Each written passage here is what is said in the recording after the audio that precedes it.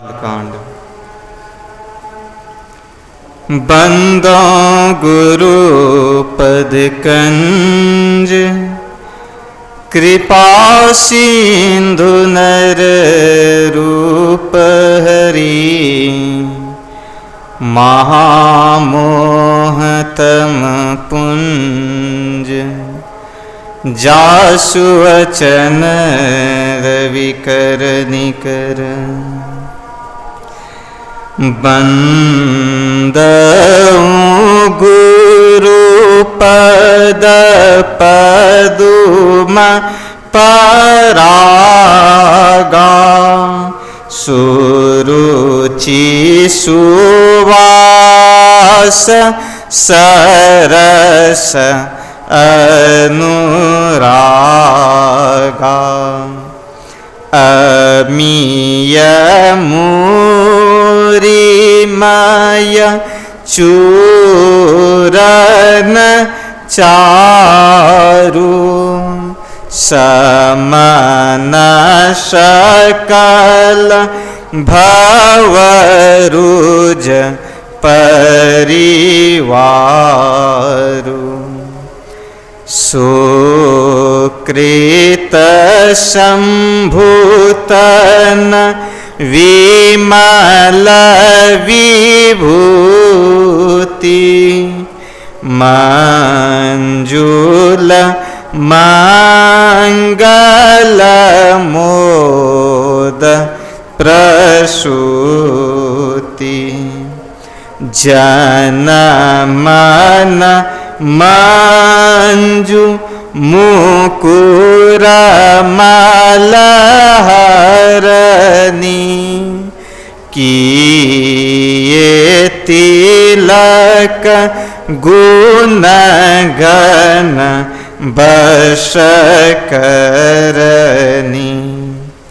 श्रीपद नख मणि गण ज्योति, सुमिरत दिव्य दृष्टि हिय होती। दलन मोहतम सोसु प्रकाशु, बड़े भाग उर आवई जासु। उघरहि विमल बिलोचन ही के, मिटहि दोष दुख भव रजनी के। सूझहि राम चरित मणि मानिक, गुपुत प्रगट जहाँ जो जेहि खानिक। जथा सुवंजन यांज दृघ, साधक सिद्ध सुजान। कौतुक देखहि शैलवन, भूतल भूरि निधान। बंदो गुरुपद कंज, कृपा सिंधु नर रूप हरि। महामोहतम पुंज, जासु वचन रवि कर निकर। कृपा के समुद्र, मनुष्य के रूप में ईश्वर, जिनका वचन महामोह रूप अंधकार राशि को नाश करने के लिए सूर्य की किरणों का समूह है, ऐसे गुरु के चरण कमल को मैं प्रणाम करता हूँ। बंदो गुरुपद पदुम परागा, सुरुचि सुबास सरस अनुराग। मैं गुरु महाराज के चरण कमल की रज को प्रणाम करता हूँ, जो अच्छी रुचि और प्रेम को उत्पन्न करने वाली सुगंधित और सार सहित है। अमीय मूरी में चूरन चारु, समन सकल भव रुज परिवार। यह रज अमृत मिश्रित जड़ी का सुंदर चूर्ण है और सब भव रोग परिवार जन्म मरण आदि को नाश करने वाली है। सुकृत शंभुतन विमल विभूति, मंजुल मंगल मोद प्रसूति। यह रज पुण्यवान शिव शरीर पर लगी हुई शुद्ध भस्म के तुल्य है, जो सुंदर है और शुभ तथा आनंद को उत्पन्न करने वाली है। जन मन मंजु मुकुर मलहरनी, किए तिलक गुणगन बस करनी। यह रज भक्त के सुंदर मन रूपी दर्पण की मैल को हरने वाली है और तिलक करने से यह गुण समूह को वश में कर देती है। श्री गुरु पद नख मणिगण ज्योति, सुमिरत दिव्य दृष्टि ही होती। श्री गुरु महाराज के चरण नख में मणियों की ज्योति है, जिसको स्मरण करने से हृदय में दिव्य दृष्टि हो जाती है। दलन मोहतम सो सुप्रकाशो, बड़े भाग उर आवई जासु। वह अच्छा प्रकाश जो गुरु पद नख के स्मरण से दिव्य दृष्टि खुलने पर दरसता है, अज्ञान अंधकार को नाश करने वाला। जिसके हृदय में वह यह आ जावे, वह बड़ा भाग्यवान है। उग रही विमल विलोचन ही के, मिटही दोष दुख भव रजनी के। श्री गुरु पद नख के सुमिरन से हृदय के दोनों निर्मल नेत्र खुल जाते हैं और संसार रूपी रात के सब दोष दुख मिट जाते हैं। सूजहि राम चरित मणि मानिक, गुप्त प्रगट जहाँ जो जेहि खानिक। हृदय में निर्मल नेत्रों के खुलते ही मणि मानिक रूप रामचरित, चाहे वे जिस खानी के गुप्त व प्रकट हो, सूझने लगते हैं। जथा सुवंजन आंज दृगा, साधक सिद्ध सुजान। कौतुक देखें शैल बना, भूतल भूरि निधान। दिव्य दृष्टि से दरसने वाली गुरु पद नख से निकली हुई वह ब्रह्म ज्योति अच्छे अंजन की तरह है, जिसको साधक आँखों में लगाकर अष्ट सिद्धि प्राप्त सिद्ध पुरुष और सुबोध ज्ञानी हो जाते हैं और बहुत सी धरतियों में के पहाड़ों और जंगलों का तमाशा देखते हैं। श्री सद्गुरु महाराज की जय। श्री सद्गुरु महाराज की जय। श्री सद्गुरु महाराज की जय। श्री सद्गुरु महाराज की जय।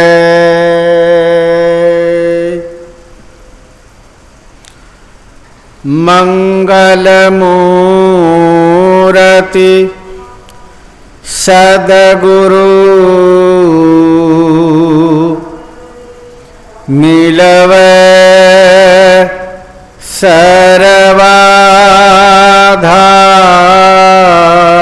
सर्वाधार।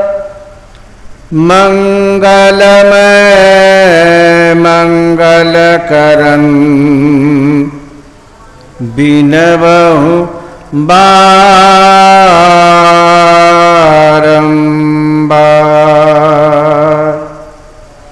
धन्य धन्य सद्गुरु सुखद महिमा कही न जाय। जो कछु कहूँ तुम्हारी कृपा मोते कछु न बसाय।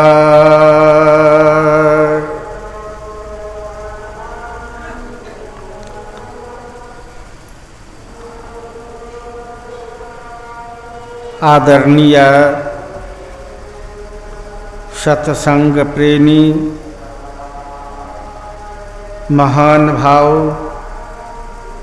माता एवं बहनें, सबों को मेरा बारंबार नमन। सबको विदित है कि आज से ये नवरात्रि प्रारंभ है और आज रविवार का भी दिन है। तो रविवार में सत्संग अपराह्नकालीन के समय में साप्ताहिक सत्संग हर रविवार को हुआ करता है और श्रद्धालु सत्संगी प्रेमीगण उपस्थित होते।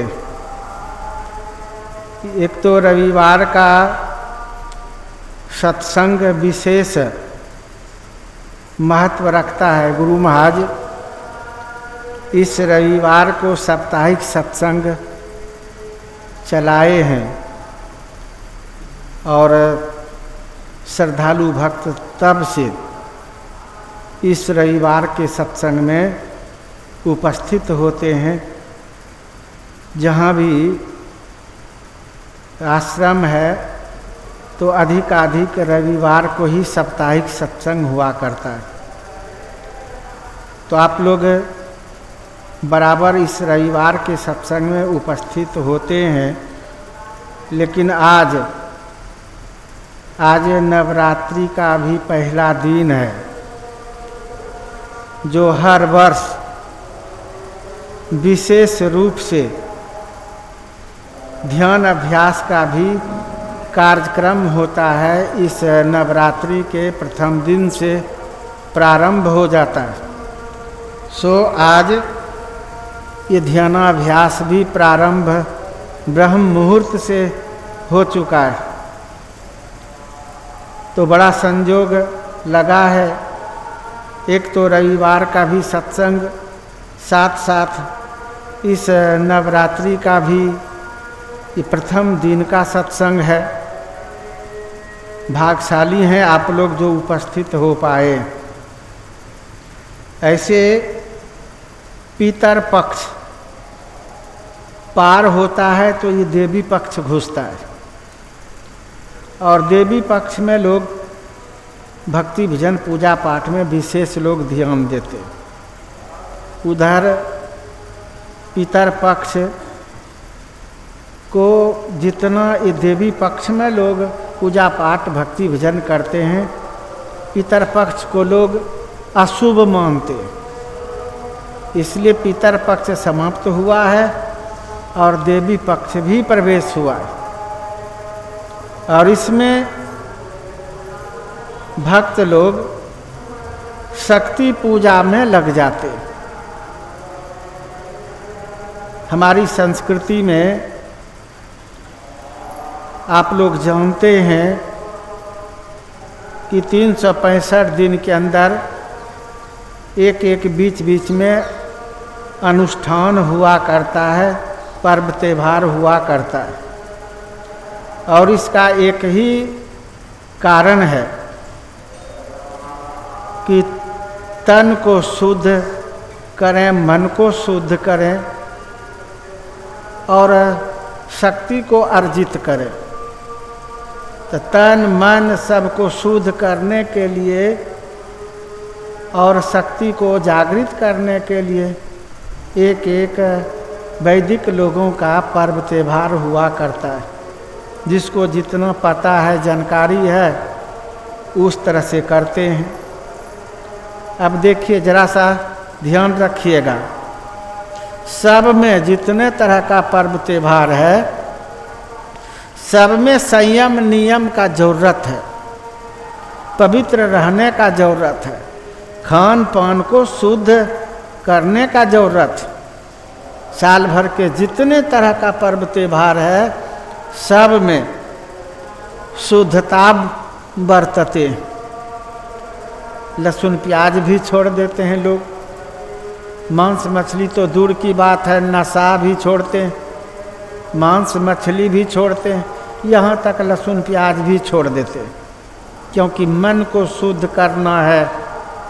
तन को शुद्ध बनाने पर ही मन शुद्ध होगा, और मन शुद्ध होगा तो भक्ति भजन में स्थिर हो पाएगा, कोई शक्ति को जागृत कर पाएंगे। इसलिए जितने तरह का अनुष्ठान होता है, सब में आप देखेंगे ये सत्संग के नियम से लोग करते।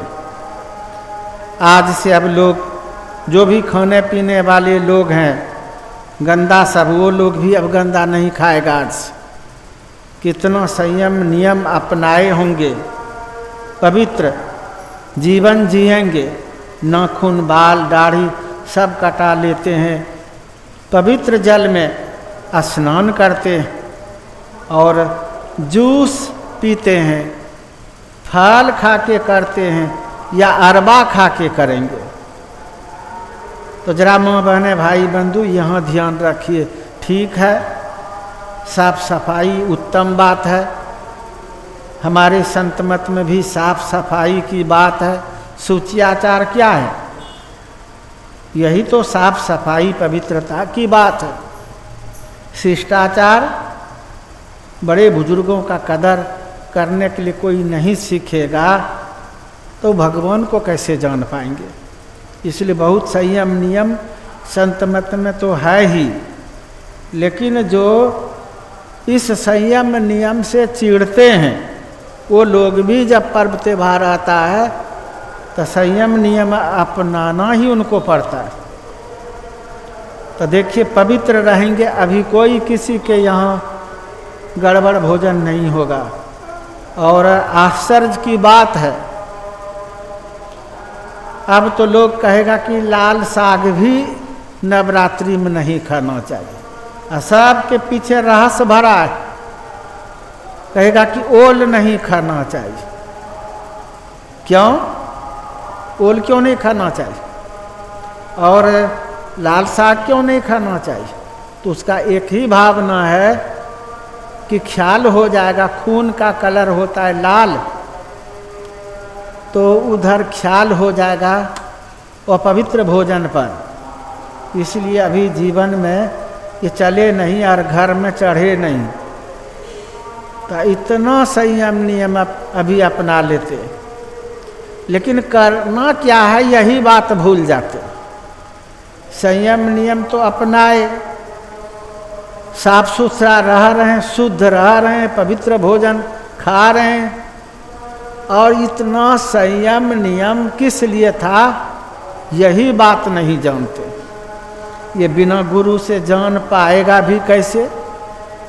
सो रामचरितमानस के प्रथम सोपान में बाल कांड में गुरु का इतना महत्व दिया है गोस्वामी तुलसीदास जी महाराज, जो अभी पाठ करके सुनाया है। सब कोई पाठ के क्रम में अभी श्रवण किए। पवित्र ग्रंथ रामायण को सब कोई मानते हैं ना, ब्राह्मण भी, क्षत्रिय भी, वैश्य भी, शूद्र भी, चारों वर्ण के लोग रामचरितमानस को बहुत पवित्र ग्रंथ मानते। और शुरुआती कांड बाल कांड से अभी पाठ श्रवण किए। हमको गोविंद बाबा भी पूछे कि क्या पाठ करें, तो मैंने कहा कि आज ध्यानाभ्यास का शुरुआती दिन है, नवरात्रि का शुरुआती दिन है, तो रामायण का शुरुए का पाठ हो जाए। तो शुरू में देखिए पाठ में क्या सुने, बंदो गुरुपद कंज कृपा सिंधु नर रूप हरि महामोहतम पुंज जासु बचन रवि कर निकर। नर के रूप में गुरु साक्षात हरि हैं, परमात्मा हैं, और कृपा के समुद्र अर्थात गुरु से विशेष कृपा करने वाले तीनों लोक में कोई नहीं है। ये गोस्वामी तुलसीदास जी महाराज रामायण के प्रथम सोपान बालकांड में लिखते, और संसार वालों को गुरु का महत्व तक का पता नहीं है। जानने वाले तो महत्व देते हैं, और जो नहीं जानते हैं तो ऐसे समझते हैं कि हम शक्ति को प्राप्त कर लें। ये कैसे संभव है? अभी तो विस्तार रूप से आप पाठ श्रवण किए, पहले गुरु शब्द पर ही समझिए। अगर भक्त गुरु से नहीं जुड़े तो ज्ञान कहाँ से होगा, और ज्ञान ही नहीं होगा तो ध्यान कहाँ से होगा, और ध्यान नहीं होगा तो शक्ति कैसे कोई प्राप्त कर पाएंगे। ध्यान से जो शक्ति प्राप्त करेंगे, इस ध्यान के सामने में कोई ऐसा अनुष्ठान नहीं है जो शक्ति प्राप्त कर लेंगे। और शक्ति पूजा, ये देवी पूजा में शक्ति ही अर्जित करते थे, इसको शक्ति पूजा भी कहा जाए। तो गुरु से जो नहीं जुड़ा है तो उसको तो पता ही नहीं है कि हम शक्ति को कैसे प्राप्त करें। आज सुबह के पाठ में सत्संग योग प्रथम भाग से वेद मंत्र श्रवण किए थे, और उसमें क्या सुन रहे थे कि परमपिता परमात्मा से आप प्रार्थना कीजिए। क्यों प्रार्थना कीजिए? तो ऐसे विद्वानों को, ऐसे ज्ञानियों को उत्पन्न करे जिनसे हम तत्व का ज्ञान सीखें और अपने आप का परम कल्याण करें। ये भाव था। तो भगवान से प्रार्थना करने के लिए वेद का सलाह है कि आपको अच्छे और सच्चे गुरु मिले, जिनसे आप भेद जान पाएंगे। भेद जान लेंगे, रहस्य जानेंगे, तब आप ध्यान करेंगे। और ध्यान के लिए सबसे पहले संकेत किया गया,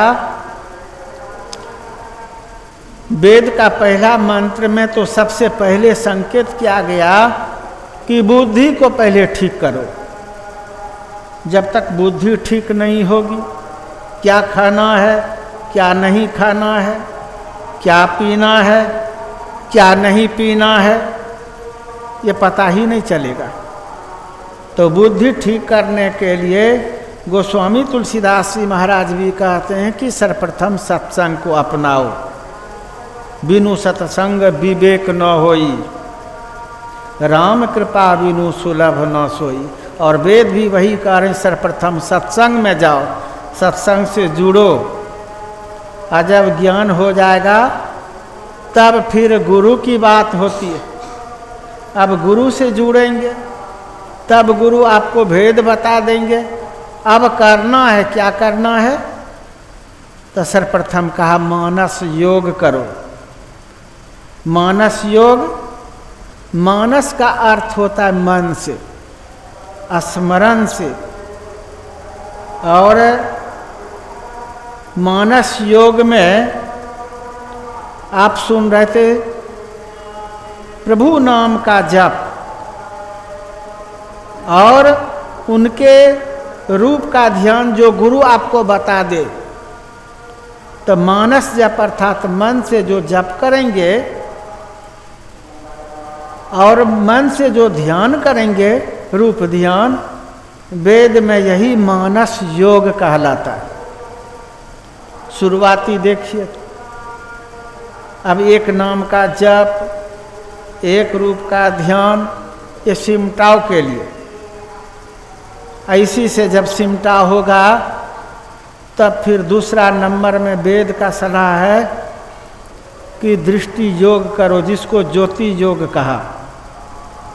सबके भीतर में अंधकार है और ये अंधकार अज्ञानता का जड़ है, सो लोग अज्ञान में पड़े हुए हैं। तो प्रकाश भीतर में करना है, अंतर में दीप जलाना है, तो इसके लिए ज्योति योग कहा। और ज्योति योग का अर्थ होता है दृष्टि योग। दोनों दृष्टि की धाराओं को हम कहाँ पर मिलान करेंगे, कितने दूरी पर मिलान करेंगे, क्या देखेंगे, यही सब युक्ति से सीख पाते, जिसको भजन भेद कहते, दीक्षा कहते। और समझ लेते हैं ठीक ठीक, तब अब अभ्यास की बात है। उसी के लिए ये ध्यानाभ्यास बीच बीच में आश्रम में रखा जाता है। घर में आप उतना अभ्यास नहीं कर पाते, करना चाहिए हर लोगों को, लेकिन वहाँ पारिवारिक जीवन में जीते हैं, बाल बच्चे हैं, छोटे छोटे नाती पोता है, सबको देखना है, पति सेवा, सास ससुर सेवा, छोटे छोटे बच्चे का सेवा। आपको उतना समय नहीं मिल पाता है, कुछ समय निकालते भी हैं तो घरेलू ढेरे झंझट मैटर है जो कि आपका ठीक से अभ्यास नहीं हो पाता। इसलिए विशेष रूप से काम काज पूरा करके जब आप आ जाते हैं आश्रम अभ्यास में, तो देखिए कितना सहूलियत होता है। वहाँ आप बैठेंगे तो कोई बच्चे लोग हिला दिया, कोई आवाज़ लगा दिया, बेटा आया, माँ भोजन दो, कुछ न कुछ बीच में व्यवधान हो ही जाता है। आप पूरा 1 घंटा भी नहीं बैठ पाते। घर द्वार का काम समेट करके जब आप आश्रम आ गए तो बच्चे लोग यहाँ आएंगे रोने के लिए, बच्चे लोग आएंगे, वो हमको भोजन दो, और किसी तरह का आपको परेशानी है, बस आप कुछ देर के लिए घर गृहस्थी की बात भुला करके और अपना अभ्यास बना रहे हैं। अब जिसका अभ्यास ठीक ठीक हो जाता है, दोनों दृष्टि की धारों को आप एक पॉइंट पर कर लेते हैं तो वही प्रकाश हो जाता है। जो कबीर साहब कहते हैं, अपने घट दिया न बारू रे, नाम का तेल सूरत की बाती, ब्रह्म अग्नि उदगारू रे, अपने घट दिया न बारू रे। तो नाम का तेल अर्थात मानस जप, ये तेल हुआ, और मानस ध्यान, ये देखिए नाम का तेल सूरत की बाती, मानस ध्यान ये बाती, और ये जो ये नाम का तेल सूरत की बाती, ब्रह्म अग्नि उदगारू रे, तो ये दृष्टि योग की बात। तो दीप जला लेंगे और जब प्रकाश हो जाएगा भीतर में, तब तो अंधकार समाप्त हो जाएगा। और तब प्रकाश में आवाज होती है, जिसको शब्द कहते हैं, सुरत शब्द योग, शब्द साधना, नदानुसंधान की क्रिया। एक ही क्रिया का कई नाम है।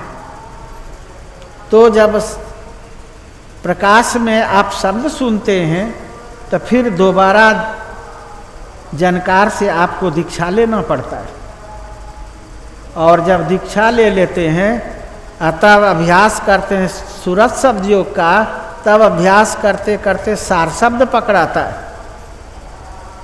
तब भक्त की भक्ति पूरी होती है और तब आवागमन के चक्र से निकल पाते। तो बात है कि गुरु का इतना जो महत्व दिया, किस हेतु से, रामायण की बात अभी सुने। और कबीर साहब कहते 3 लोक नवखंड में गुरु ते बड़ा ना कोय, करता करे ना कर सके, गुरु करे सो होय। लोग सोचते होंगे कि ये देवी पक्ष है, यहाँ तो नवरात्रि में लोग देवी देवताओं का पूजन करते हैं। लेकिन माँ बहने भाई बंधु, गुरु सबका आधार है, यहीं से ज्ञान का स्रोत जागृत होता है। 33 करोड़ जो देवी देवता लोग हैं, सब के सब गुरु के परम भक्त हैं। देव गुरु बृहस्पति जी महाराज, ये गुरु और शिष्य का परंपरा आदि काल से। तो यहाँ मेरे कहने का भाव था कि बिना गुरु से तो ज्ञान होगा नहीं। और गुरु के भी कबीर साहब 7 दर्जा बताए, गुरु के 7 दर्जा बताए। और ध्यान से सुनिए, समझिए, रोज एक ही प्रसंग नहीं होता है, जो आज नहीं समझेंगे तो दूसरे दिन समझ लेंगे। तो संजोग की बात, जैसा भाव बनता है उस तरह का सुना दिया जाता है, इसलिए ध्यान से सुन लीजिए। गुरु का 7 दर्जा दिया है। पहले गुरु का तो बहुत महत्व है। रामायण में तो साफ स्पष्ट है, बिन गुरु भव निधि तरय न कोई, जो बिरंची शंकर सम होई। ब्रह्मा जी के समान कोई हो जाए, शिव जी के समान कोई हो जाए, फिर भी बिना गुरु से उनका उद्धार नहीं होगा, कल्याण नहीं होगा।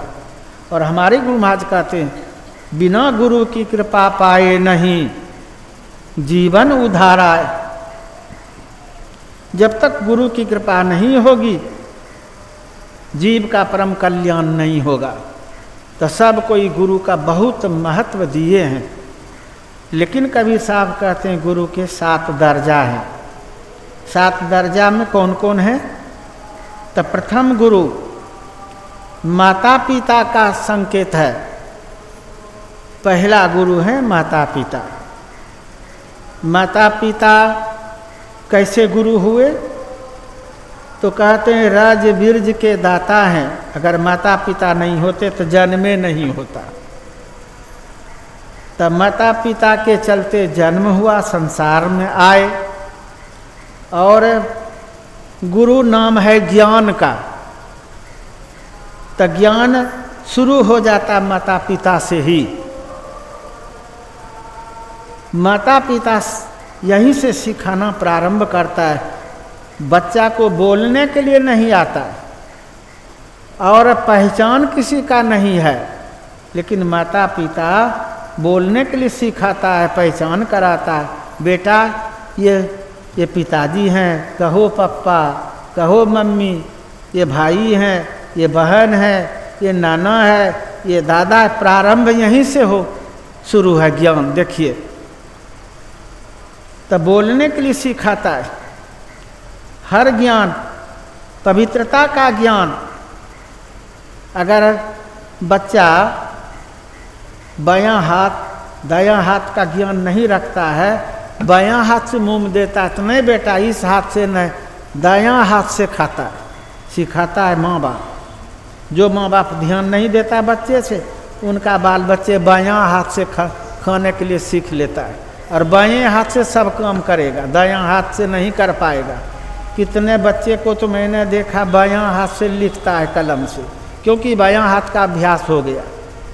और शुरू से कोई ध्यान देता है तो दायां हाथ से अभ्यास कराता है। नहीं बेटा, ये बायां हाथ से मलमूत्र साफ करने के लिए ये बायां हाथ है, ये सिखाता है। तो देखिए माँ बाप का ज्ञान बच्चे से। ये नाना है, ये दादा है, इस हाथ से खाना खाओ, इस हाथ से पैखाना धो। तो माँ बाप प्रथम सिखाता है। इसलिए प्रथम गुरु माँ बाप को माना गया। दर्जा माँ बाप को प्रथम गुरु का दिया है। ध्यान रखिए माँ बहनें, गप नहीं कीजिए। ये 7 गुरु कौन कौन है समझ लेना चाहिए। लोग माता पिता का कदर नहीं कर पाता, अनादर करता है। गुरु का बहुत महत्व दिखाया है। तो जो माँ बाप का कदर करना नहीं सीखा, वो किस गुरु का कदर कर पाएगा? प्रथम तो माँ बाप का कदर करना चाहिए, क्योंकि माँ बाप हमको बहुत कुछ ज्ञान दिए, बहुत सिखाए हैं, और माँ बाप का परोपकार भी बहुत है। माँ बाप के परोपकार कैसे भूल जाते हैं लोग आसानी से, पता नहीं। माँ बाप का कर्ज भी बहुत है, असूल नहीं कर पाएगा। लेकिन कबीर साहब इसको गुरु के माध्यम से प्रथम गुरु का दर्जा दिया। तो माँ बाप प्रथम गुरु। अब दूसरा गुरु समझिए कौन हुआ? 7 गुरु। तो दूसरा गुरु कौन हुआ? दूसरा गुरु धाई। उस समय कोई नहीं सटेगा, न माँ में न बच्चे में, क्योंकि छूत मानता है उस समय, वो पवित्र समझता है। लेकिन धाई श्रद्धा प्रेम से बच्चे का भी सेवा, माँ का भी सेवा, कोई घृणा नहीं करती। 2 पैसा दीजिएगा और क्या उस सेवा का कीमत कोई दे सकेगा? जिस तरह से माँ बाप का कीमत लोग चुका नहीं पाएगा, उसी तरह से उस धाई का भी समझ सकते। तो कबीर साहब उनको दूसरा गुरु के अंदर लिया।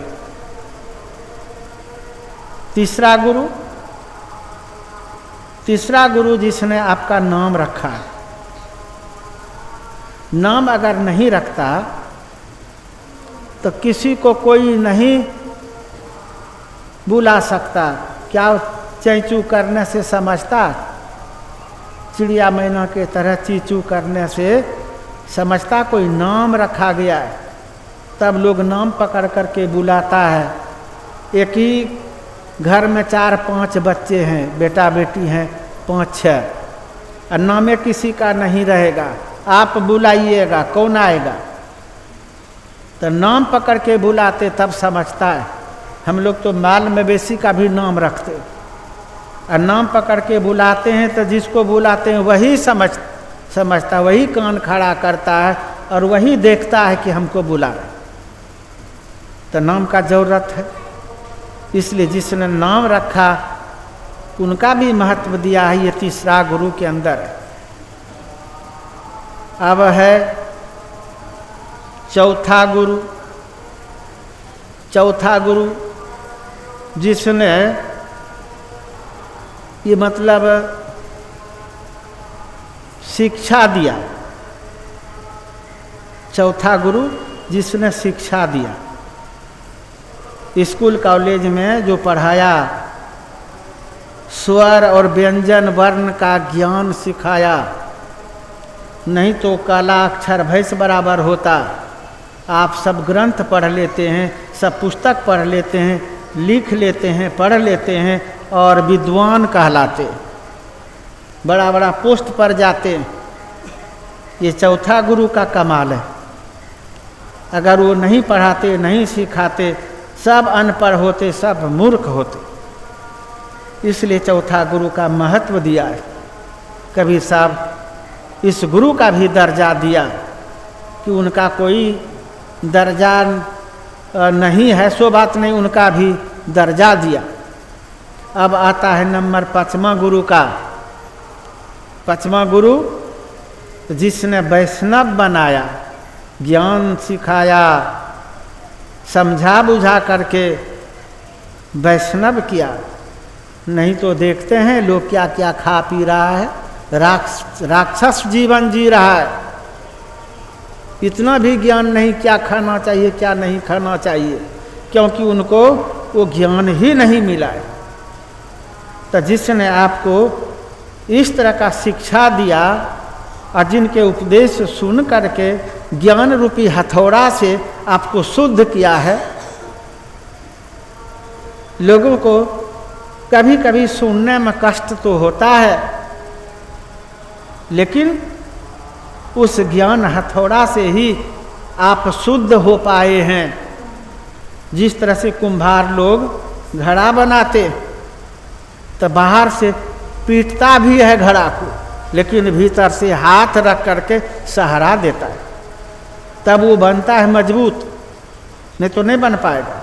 उसी तरह से ज्ञान रूपी हथौड़ा का ये मतलब पिटाई करता है ऊपर ऊपर, लेकिन भीतर से श्रद्धा प्रेम के साथ लोग समझता है, कुछ से कुछ समझने लग जाता है। तो समझा बुझा करके जिसने वैष्णव बना दिया, ये पांचवा गुरु हैं। और इस गुरु से इधर अब खेल विशेष है। पहले एक मोटी बात समझिए, अगर आप वैष्णव नहीं हो पाएंगे तो कोई संत सदगुरु दीक्षा देंगे? जो वैष्णव नहीं बन पाएगा उनको संत सदगुरु तो दीक्षा नहीं देंगे। जिसके लिए आप वेद में सुबह सुन रहे थे कि परमपिता परमात्मा से प्रार्थना करो और ऐसे विद्वानों को उत्पन्न करे जो आपको तत्व ज्ञान का भेद सिखावे, तो पहले तो वैष्णव बनना पड़ेगा। कोई खाने पीने वाला कहेगा कि हम दीक्षा लेंगे तो होगा? संभव ही नहीं। इसीलिए ये जो पांचवा गुरु हैं विशेष दर्जा, नहीं तो कहाँ रहते, किस खटाल में पड़े रहते, पता नहीं क्या क्या जीवन में चलता, दारू चलता कि मांस चलता। इसी सीखा पढ़ा के समझा बुझा करके वैष्णव बनाया, तो ये हुआ पांचवा गुरु। अब छठा गुरु, और देखिए जो गुरु जिस तरह का उससे विशेष महत्व है। जैसे जैसे आगे बढ़िएगा वैसे वैसे विशेष महत्व होगा। माँ गुरु, माता पिता प्रथम गुरु, बहुत परोपकार है माता पिता का। अब धाई का इससे विशेष परोपकार हो गया। माँ बाप को तो कुछ न कुछ स्वार्थ भी है, उनका बेटा है बेटी है, वृद्ध होंगे तो सेवा का आशा है। घर गृहस्थी को ये मतलब संभालेगा, इस भाव से। जिनको बाल बच्चे नहीं रहते देखते कितना तड़प होता है, दूसरे का भी बाल बच्चे पोष बालक रूप में ले लेता है। इसका एक ही कारण है कि वृद्ध हो जाएंगे तो संभाल कौन करेगा। तो इस हेतु से तो यहाँ कुछ सब में कुछ न कुछ स्वार्थ है। तो माता पिता को कुछ बच्चे से भी स्वार्थ है। बच्चा भलो नहीं मानता है माता पिता, उनकी ये अज्ञानता है। लेकिन स्वार्थ नहीं रहे तो फिर बाल बच्चे के लिए लोग इतना तड़पेंगे क्यों?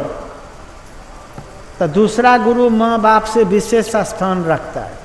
उनको कोई स्वार्थ नहीं दूसरा गुरु को।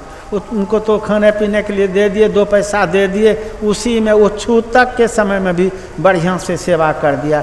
रोज घर से आती है जाती है, सेवा कर रही है, मल मूत्र धो रही है। तो माँ बाप से विशेष उनका हो गया दर्जा।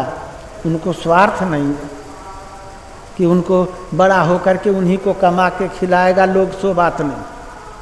तो इसीलिए दूसरा नंबर पर उससे ऊंचा कुछ किया। तीसरा गुरु जिसने नाम रखा, नाम के बिना तो संसार में आपको कोई नहीं जानता, आपका कोई नाम ही कहीं नहीं होता।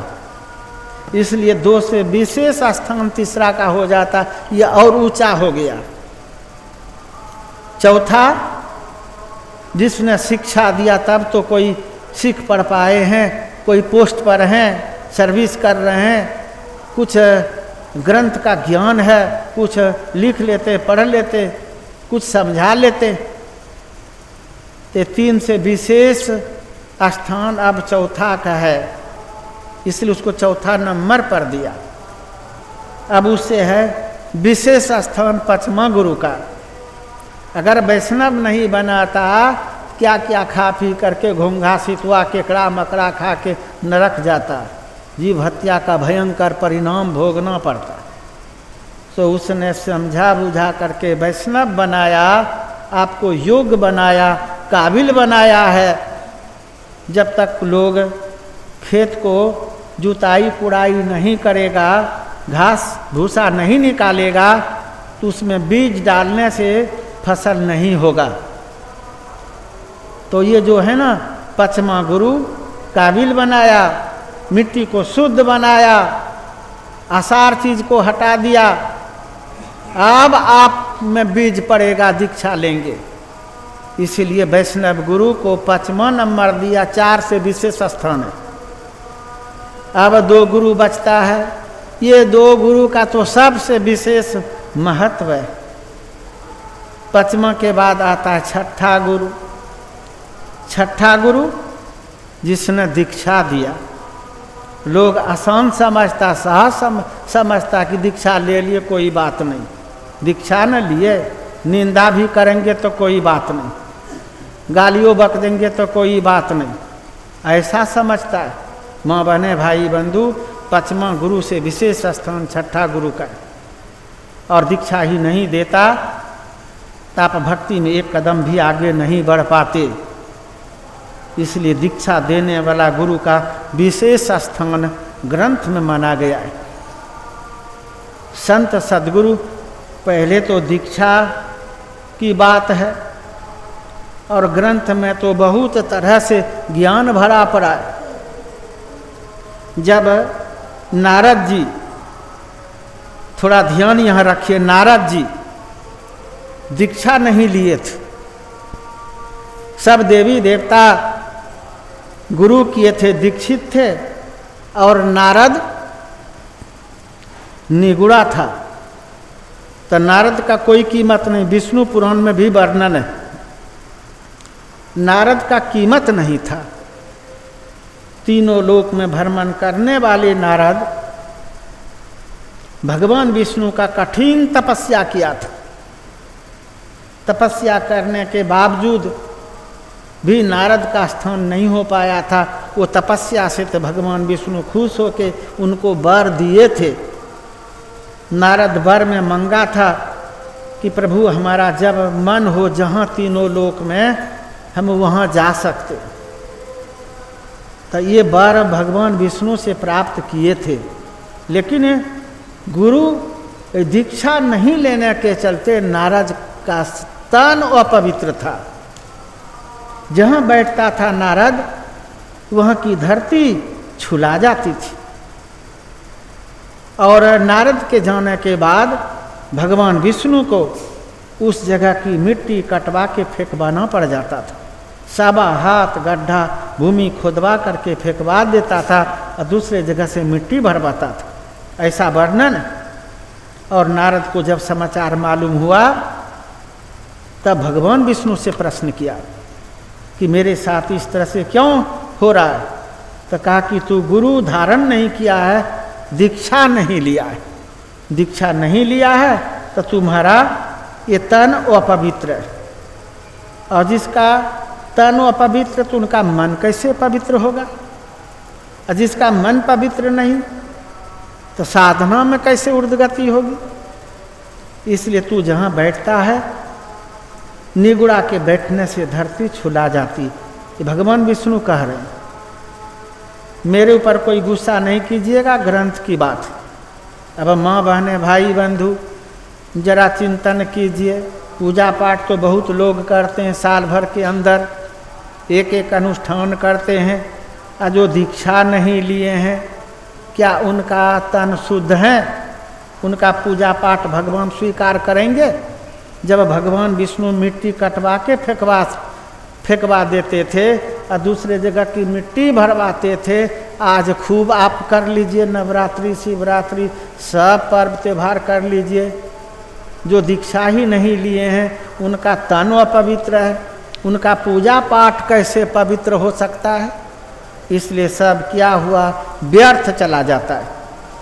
जितने आप साल भर के अंदर पूजा पाठ कीजिएगा सब व्यर्थ चला जाएगा।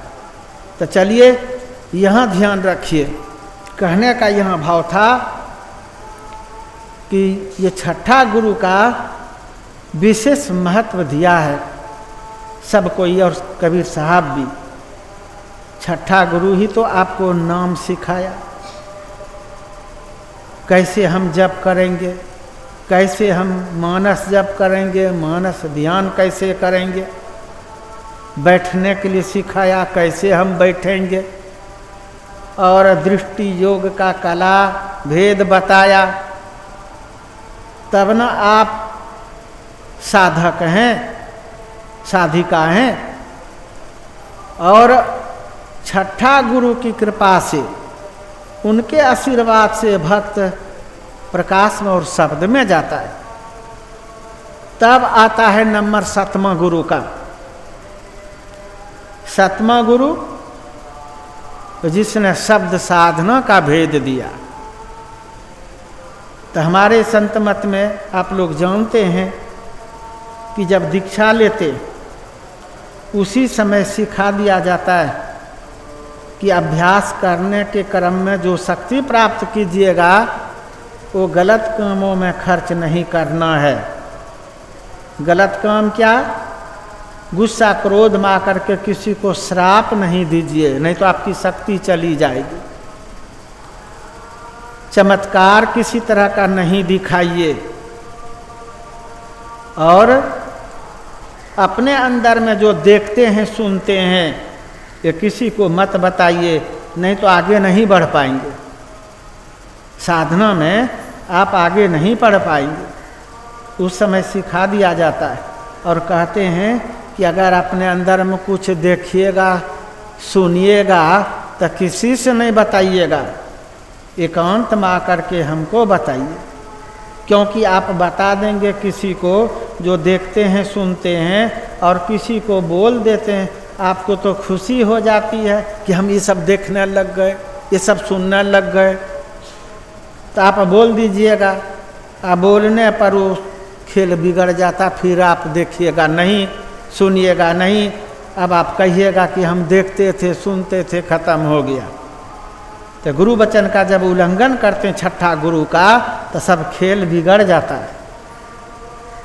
सोचिए जरा सा, सिखाया, आदेश पालन नहीं कीजिएगा, अभ्यास नहीं कीजिएगा, त्रिकाल संध्या नहीं कीजिएगा और आदेश का उल्लंघन कर दीजिएगा, तो जो आपको आगे बढ़ना था आगे नहीं बढ़ पाएंगे। वो छठा गुरु की जो कृपा हो रही थी वो अब बंद हो जाएगा। तब लोग आकर के माफ़ी मांगते कि अब हमारा नहीं इस तरह से हो रहा।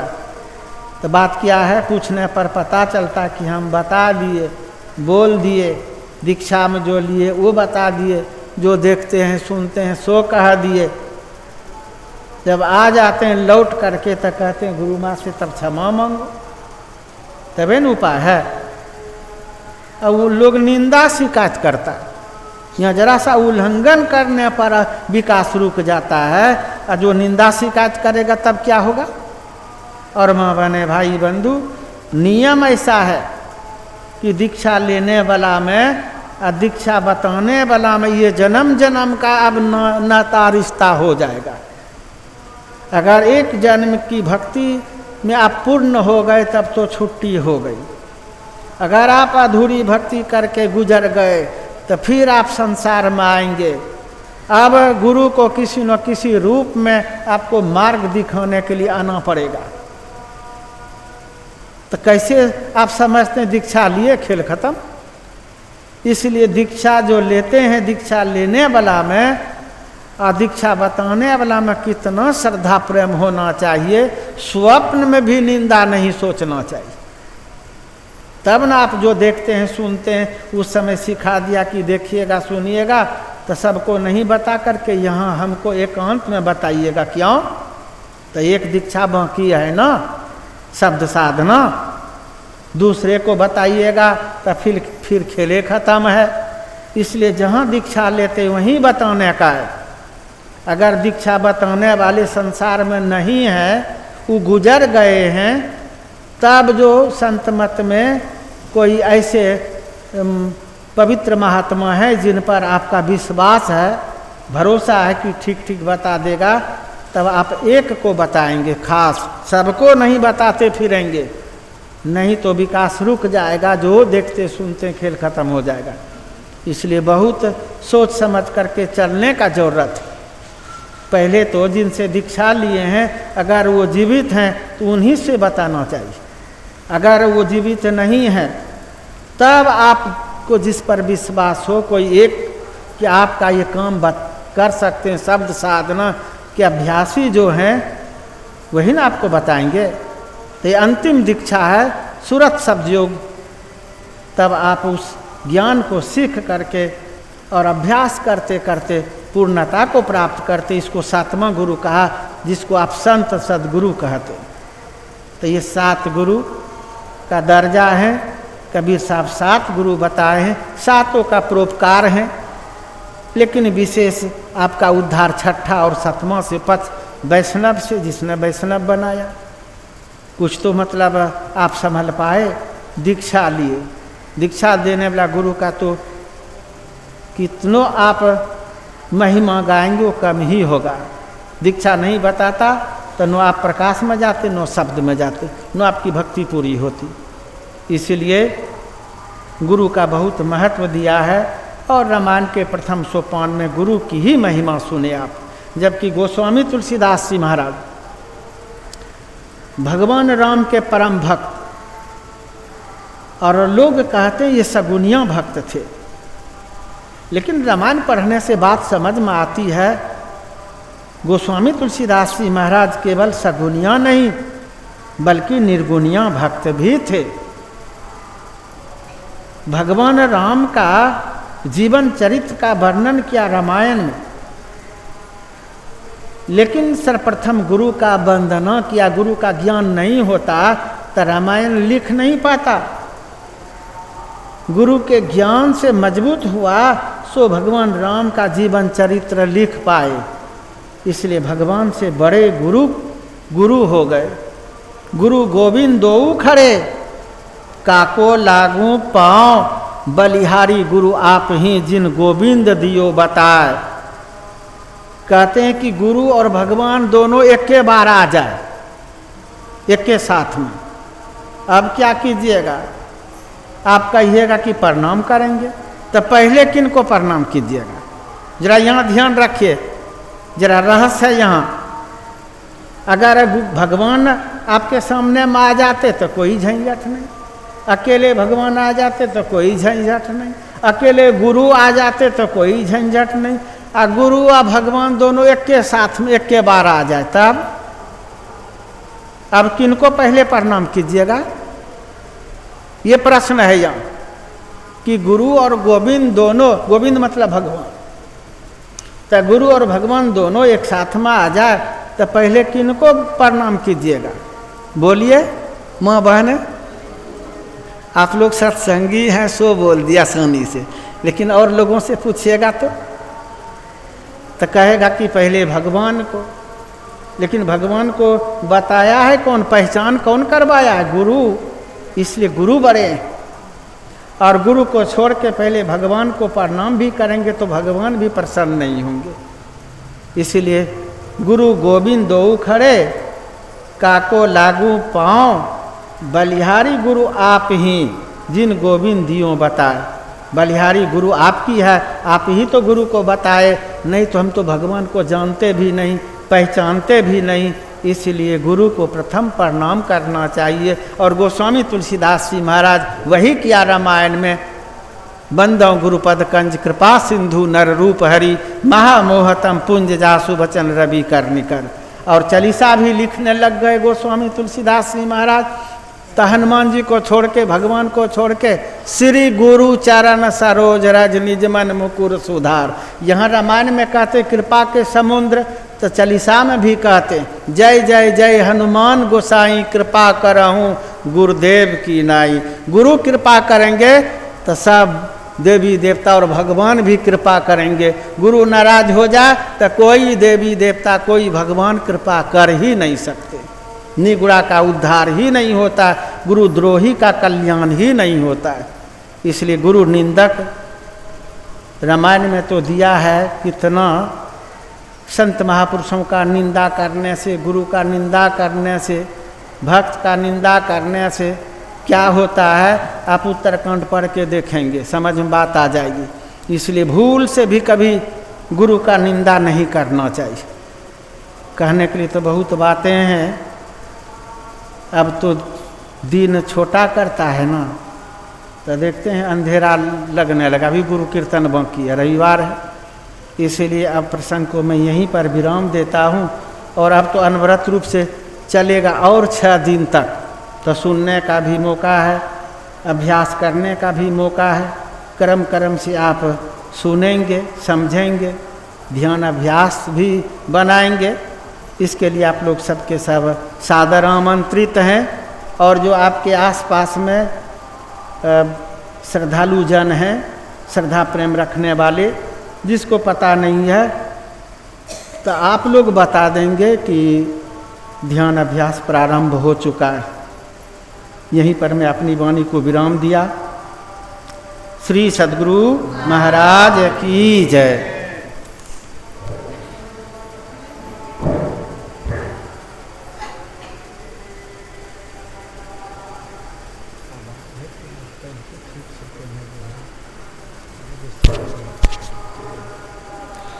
श्री सद्गुरु महाराज की जय।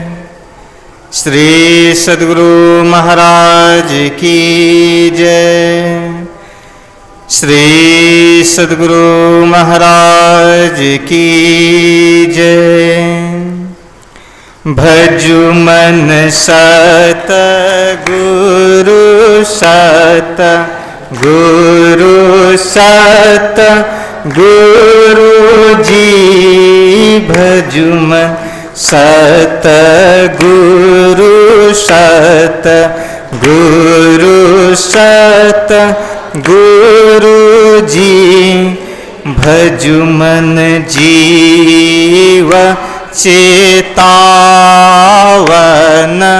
हंस उबारन। जीव चेतावन हंस उबारन। भव भयटा सतगुरु जी।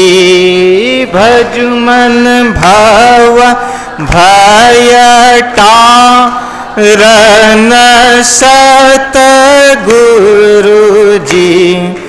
भजु मन सतगुरु सतगुरु सतगुरु जी। भजु मन भ्रमत मना सन ज्ञान प्रकाशन। भ्रमत मना सन ज्ञान प्रकाशन। हृदय विगा सतगुरु जी। भजु मन हृदय विगासन सतगुरु जी।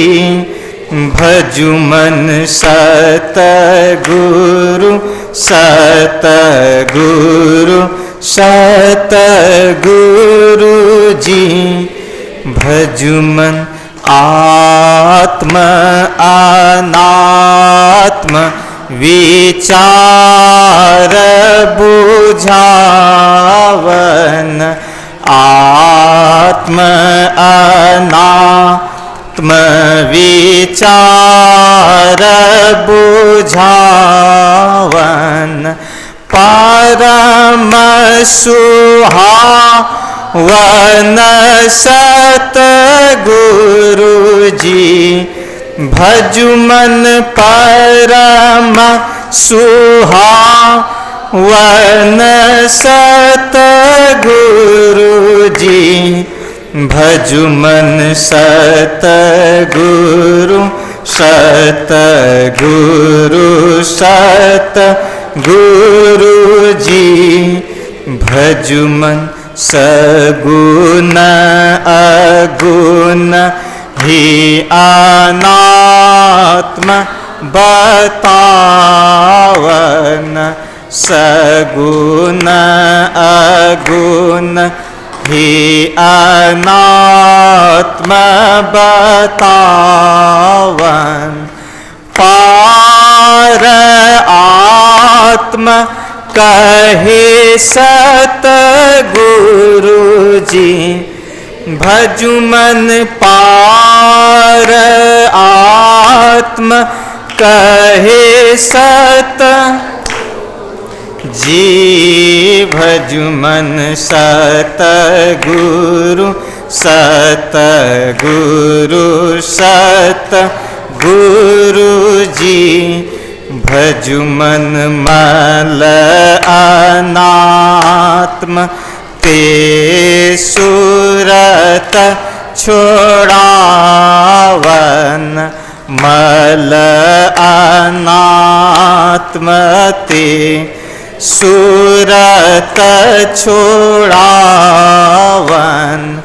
द्वैत मीटा वन सत गुरु जी भजुमन द्वैत मीटा वन सत गुरु जी भजुमन सत गुरु सत गुरु जी भजुमन पिंड ब्रह्मांड के भेद बतावन पिंड ब्रह्मांड के भेद बतावन सूरत छोड़ावन सत गुरु जी भजुमन सूरत छोड़ा सत गुरु जी भजुमन सत गुरु जी भजुमन गुरु सेवा सत संग दृढ़ावन गुरु सेवा सत संग दृढ़ावन पाप निसे धन सत गुरु जी भजुमन पाप निसे धन सत गुरु जी भजुमन सत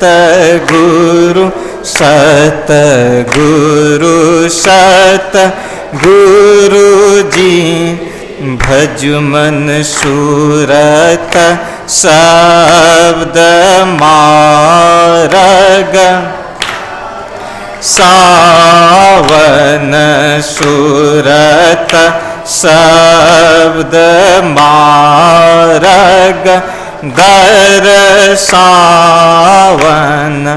संकट कारण सत गुरु जी भजुमन संकट कारण सत गुरु जी भजुमन सत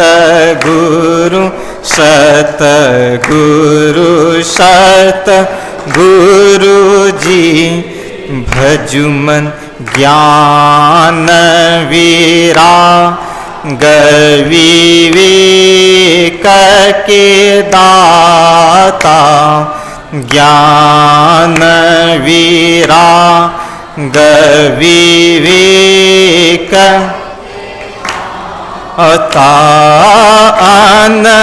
अनहदरा सत गुरु जी भजुमन अनहदरा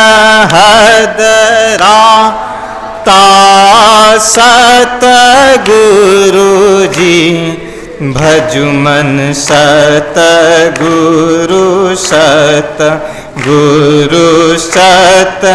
गुरु जी भजुमन अविरल भक्ति विशुद्ध के दानी अविरल भक्ति विशुद्ध के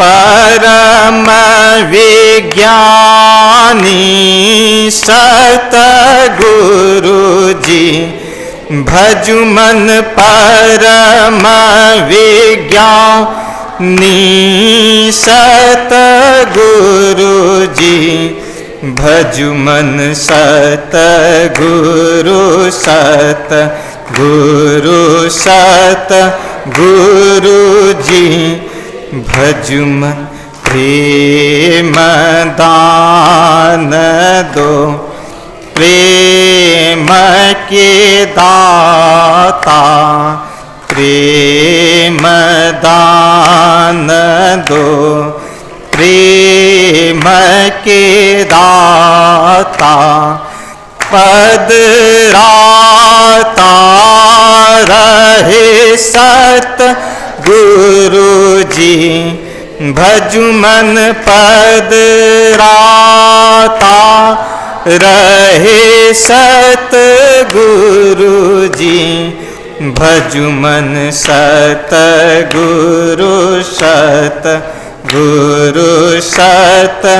गुरु जी भजु मन निरमल योग कर जोड़ी के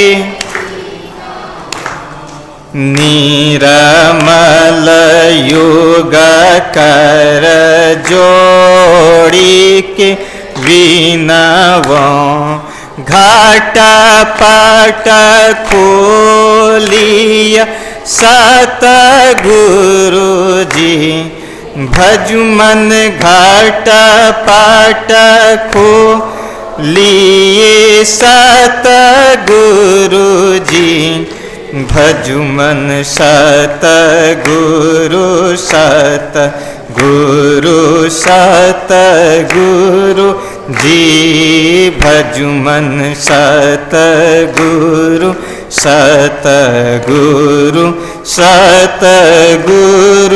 जी भजु मन। श्री सद्गुरु महाराज की जय।